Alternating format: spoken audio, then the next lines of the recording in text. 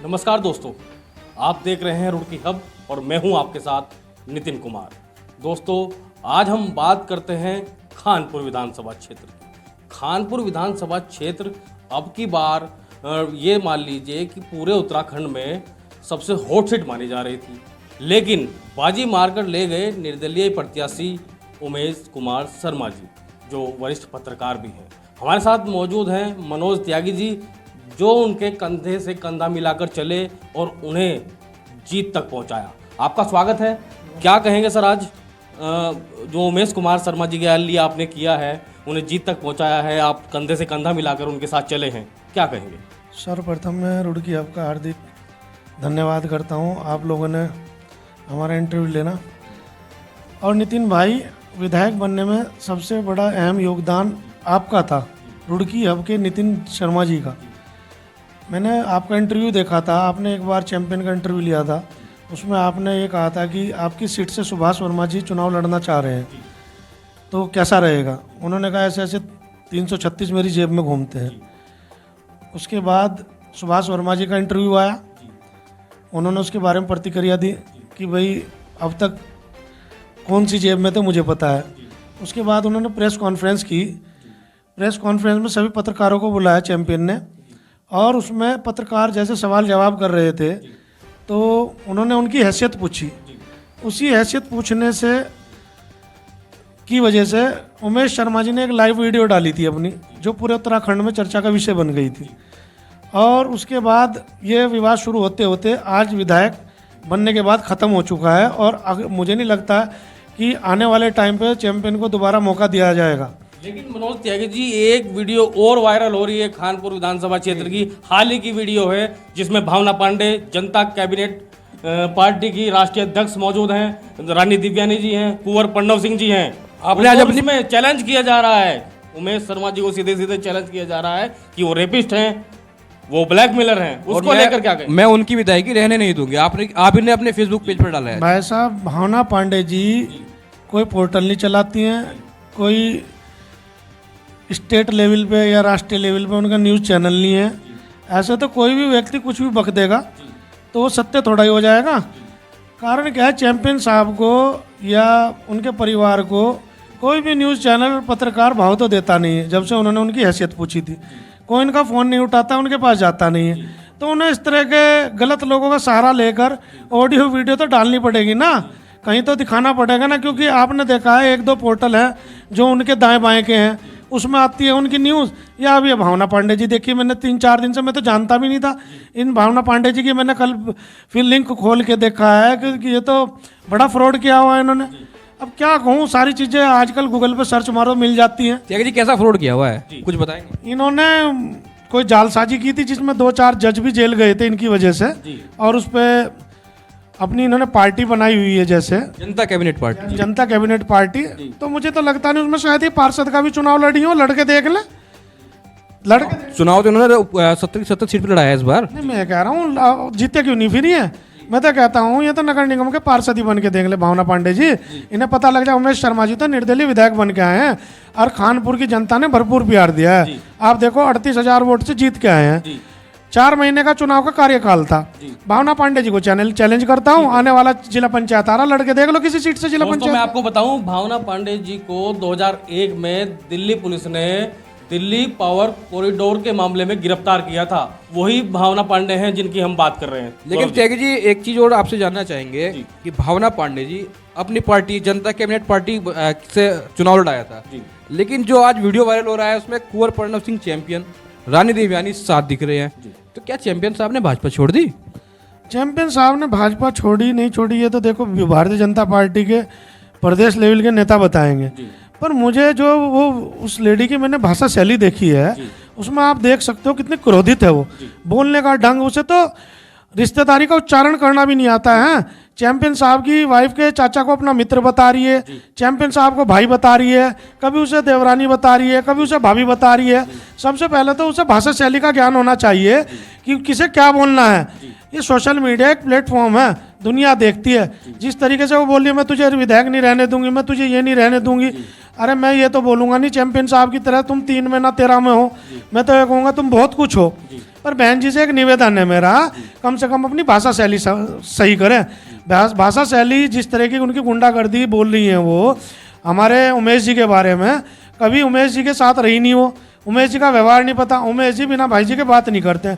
मैं तो उन्हें निमंत्रण देता हूँ, आप 10-15 दिन हमारे घर में रुको आगे, हमारे घर के परिवार के लोगों का व्यवहार देखो आगे, उमेश जी का व्यवहार देखो, फिर हमारे बारे में प्रतिक्रिया देना सोशल मीडिया पे कि हम गलत हैं या वो गलत है। जिन लोगों के साथ वो खड़ी हैं उन्हें उनका 20 साल का इतिहास है अबे तबे का, और उमेश जी का इतिहास बता दो अबे तक का। वो बता रही हो ये रेपिस्ट है, आप दिखाइए कहाँ रेपिस्ट है। उस जिसके साथ रेप किया उसे सामने लेके आओ, वो कहेगी ना इस चीज़ के लिए। आप दूसरे का कोई प्रवक्ता है क्या उसकी? कैसे गलत सलत बोल रही है, इसमें मानहानि का दावा किया जाएगा अगर इस तरीके से गलत गलत बयान देगी है।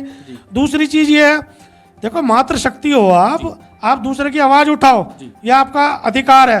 सोशल मीडिया पर उठाओ, ऑडियो डालो, वीडियो डालो, पर किसी व्यक्ति के बारे में गलत बात बोलना, उनके भी परिवार है, समझ रहे हो, आघात पहुंचता है। और अपनी वाणी को ये संयमता से बोल लें तो अच्छा रहेगा, वरना इन्हें माकूल जवाब दिया जाएगा, हर मंच पर माकूल जवाब दिया जाएगा। त्यागी जी, आपने जो मेहनत की है उमेश कुमार के चुनाव में, भाई जिताने में बहुत बड़ा रोल आपका भी माना जा रहा है, तो आप बार बार कह रहे हैं कि भाई जिला पंचायत चुनाव लड़के देख लो, तो कहीं ना कहीं ऐसा इशारा मिल रहा है कि चुनाव जिला पंचायत में लड़े जाएगा? नहीं, सोनिया भाभी जी को हम जिला पंचायत सदस्य बना रहे दल्लावाला से, हमारी अगली रणनीति है। और उसके बाद हम जैसा सब लोगों का, जितने भी हमारे सब मित्र लोग हैं, बहुत सारे लोग जुड़े हैं, अकेला व्यक्ति मैं तो नहीं हूँ क्योंकि टीम है पूरी, जैसा सबका निर्णय होगा तो हम जिला पंचायत अध्यक्ष भी लड़ेंगे। मनोज त्यागी जी भी लड़ेंगे? नहीं, मैं नहीं लड़ूंगा जी, मैं तो टीम में करूँ। मनोज बड़ी बात। उनकी बात का जवाब देते हुए वरिष्ठ पत्रकार उमेश कुमार जी ने भी जवाब दिया है, तंज कसा है कि भाई सिकंडियों के पीछे खड़े होकर ये बातें हो रही हैं, उसको लेकर क्या कहेंगे? उन्होंने कहा कि मैं ऐसा तो नहीं अगर अपने कपड़े निकाल कर बॉडी दिखाऊं, मैं ऐसा तो नहीं कि छोटी छोटी बात का इशू बनाऊं, उसको लेकर क्या? देखिए, उमेश जी बहुत अच्छे व्यक्ति हैं, पत्रकारिता से निकल कर राजनीति में आए हैं, ठीक है ना जी। उनका राजनीति में पैसा कमाना उद्देश्य नहीं है, लोगों की समस्याओं का निर्माण सही तरीके से वो खत्म करें। आप देख सकते हो पिछले 2 दिन पहले भावना पांडे जी ने वीडियो डाल के बोला वो फ़ोन नहीं उठा रहे लोगों के। अगर अननोन नंबर होगा तो जाहिर सी बात है आदमी जरूरी नहीं कि वो फ़ोन उठाए। जितने नंबर सेव हैं उनके 2000 4000 सबके फ़ोन उठते हैं, कॉल बैक होती है, रात के 12 बजे तक काम हो रहा है। 10 दिन में 10 बार कम से कम मुख्यमंत्री से मिल लिए, भारतीय जनता पार्टी के राष्ट्रीय लेवल के नेताओं से मिले, पार्टी ज्वाइन करने के लिए नहीं मिले। पार्टी ज्वाइन करना चाहे वो आज कर लेंगे, इतना बड़ा कद है उनका। वो अपनी क्षेत्र की समस्याओं के लिए मिल रहे हैं, क्षेत्र के विकास के लिए मिल रहे हैं। उनके 20 सूत्र उन्होंने सौंप चुके हैं।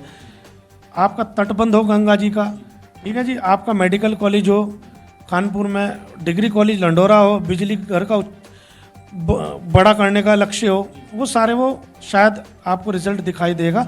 आप एक दिन में रिपोर्ट कार्ड नहीं तैयार कर सकते। पिछले 5 7 10 दिन पहले हम चुनाव जीत के आए हैं, आप 6 महीने बाद हमारा आकलन करना कि हम कहाँ खड़े हैं, उसके बाद सही होगा तो अगली बार आएंगे, वरना हम भी चैंपियन साहब की तरह बाहर हो जाएंगे। उमेश जी ने एक बात और कही थी त्यागी जी कि हम अपनी अलग पार्टी बनाएंगे, ऐसा अभी फिलहाल भैया ने बोला था, पर अभी धरातल पे ऐसा कुछ हो नहीं रहा है, क्योंकि पार्टी बनाना ना बनाना भैया का निर्णय है। काफ़ी लोगों के हमें भी फ़ोन आ रहे हैं, काफ़ी लोग उत्साहित हैं, क्योंकि उत्तराखंड में तीसरा कोई दल नहीं है मजबूत स्थिति में। जैसा भी सब लोगों का निर्णय होगा उसमें सोच विचार के निर्णय लिया जाए। आप उनकी टीम के मेन सदस्य हैं, तो कहीं ना कहीं कुछ तो विचार तो किया होगा ना? देखो, अभी पहला लक्ष्य हमारा जिला पंचायत चुनाव जीतना है, अध्यक्ष की कुर्सी जी। उसके बाद ही हम कुछ निर्णय कर पाएंगे। अभी हम 10वीं क्लास में हैं, 12वीं पास कर लें, ग्रेजुएशन भी करेंगे जी, तैयार है चुनाव के लिए, पूरी तरह तैयार हैं जी। हम अपने तन मन धन से समर्पित है जनता के लिए, और जनता के जो कार्य होंगे उन पर खरे उतरेंगे। चुनाव अभी पड़ाव पे है जिला पंचायत का, इसे जीतने की भरपूर कोशिश होगी हमारी जिला पंचायत अध्यक्ष बने। रानी देवयानी जी भी जिला पंचायत सदस्य हैं, तो जहाँ से वो चुनाव लड़ेंगे, क्या उनके सामने ही सोनिया शर्मा जी चुनाव लड़ेंगे या कहीं और से? रानी देवयानी जी लड़ेंगे बिल्कुल, अगर जनता की भावना होगी तो जरूर वहीं से लड़ेंगे, 1001% वहीं से लड़ेंगे, और रानी देवयानी जी को हरा के दिखाएंगे। उनके गढ़ में अभी हरा के आए हैं, फिर दोबारा हराएंगे। और क्या प्राथमिकताएं होंगी खानपुर विधानसभा के लिए? अभी बहुत 5 साल बाकी है, तो प्रेशर भी जनता का बहुत होगा भाई, एकदम से जनता उम्मीद रखती है कि उमेश शर्मा जी आए हैं हमारे लिए, ये करेंगे वो करेंगे, तो कैसे देखते हैं उस चीज़ को? देखो, सबसे ज़्यादा दिक्कत है पानी निकासी की, क्योंकि जो कॉलोनी बनती है, जो कॉलोनी बनाने वाले प्रॉपर्टी डीलर हैं, वो पानी का कोई ऐसा प्रबंध नहीं करते। मैं तो सरकार से भी मांग करता हूँ, अगर 150 बीघे की कॉलोनी है तो 2-3 बीघे का जोड़ खोद दिया जाए, वो भी उसे ही बोल दिया जाए वहाँ पे उसके अपनी भाई जहाँ वो 1 करोड़ रुपए खर्च कर रहा है डेवलपमेंट पे, 1.5 करोड़ खर्च हो जाएंगे, कम से कम उस मोहल्ले की कॉलोनी का पानी उस जोड़ में चला जाएगा। ऐसा कोई एक नियम बनाए, कठोर नियम बनाएंगे। पानी की निकासी का मेन नियम है। आप देखो कि कॉलोनी बन जाती है और सड़कें बन जाती है, पानी निकासी का कोई प्रबंध नहीं है। गांव देहात में जोड़ों पे कब्जे हो रखे हैं। ये सरकार को निर्णय लेना चाहिए। हमने काफ़ी जोड़ों की सफाई कराई है, आगे भी हम कोशिश करेंगे कि ये इस चीज़ से निजात मिले पूरे खानपुर को। तो जाते जाते मनोज त्यागी जी क्या क्या कर जाएंगे रुड़की हब के माध्यम से? खानपुर की जनता को क्या प्राथमिकताएं रहेंगी? शिक्षा को लेकर क्या होगा? अस्पताल बनेंगे या नहीं बनेंगे? क्या करेंगे? देखिए, शपथ ग्रहण से पहले माननीय विधायक जी दिल्ली से आए थे, कानपुर में अधिकारियों से बैठक की, स्कूलों का भ्रमण किया। शपथ से पहली बात है, शपथ के टाइम पर वो देहरादून थे, कल वो फिर वापसी आए हैं लगभग 5-7 दिन के बाद, 2 दिन फिर रहेंगे यहाँ पर। और उसके बाद में खानपुर की जनता को धैर्य रखें, इन लोगों के झूठी अफवाहों में मत आएं। जो ये भावना पांडे जी जैसी बोल रही है ना कि फ़ोन नहीं उठा रहे हैं, अरे तुम्हारा एलयू इतना बड़ा होता तो चुनाव ना हारते तुम लोग, समझ रहे हो? तुम 20 साल में अपना रिपोर्ट कार्ड तैयार नहीं कर पाए हो, 15 दिन में उमेश शर्मा जी का रिपोर्ट कार्ड लाल पेन से बनाना चाह रहे हो क्या? उन्होंने ये भी कहा था कि तीसरे नंबर पर हार पच नहीं रही है। देखिए, जनता का जनादेश था ये, जनता ने उन्हें हार का मुंह दिखाया है। ठीक है, अच्छे कार्य करे हैं वो, शायद किसी और चुनाव में जीत जाए, बड़ा कद है, राजा हैं, महाराजा हैं, लोकसभा लड़े, बोल भी रहे हैं वो अपनी फेसबुक वॉल पे। अरे तैयारी करो ना, 20 साल तुम विधायक रहे हो, विधायक से ऊपर नहीं पढ़ना चाह रहे क्या? 10वीं कर ली, 12वीं में भी तो जाके देखो 12वीं में क्या है। आप कम से कम लोकसभा में जाओ, हम लोग भी आपके साथ खड़े हो, अच्छे कार्य करोगे तो। बार बार दूसरे को तुम्हारी विधायकी छीन लूँगा, तुम्हारी विधायकी छीन लूँगा, क्या ये उचित है क्या? जनता का निर्णय था, जनता ने वोट देकर बनाया है, किसी विधायक की वोट से नहीं। उमेश शर्मा जी विधायक बने, समझ रहे हो? विधायक के परिवार की वोट नहीं मिली है हमें, ये पब्लिक की वोट मिली है। और सही कार्य करोगे तो आगे राजनीति में बने रहोगे, वरना तो मुकुट बांधते घूमते ही रहियो, समझ रहे हो? पगड़ी 4 बांध लियो, पगड़ी बांधने वाला नहीं मिलने का कोई पूरे भारतवर्ष में आपको। तो हमारे साथ मौजूद थे मनोज त्यागी जी, जिन्होंने अपनी बात रखी और जनता कैबिनेट पार्टी की राष्ट्रीय अध्यक्ष को जवाब भी दिया। नितिन कुमार रुड़की हब से।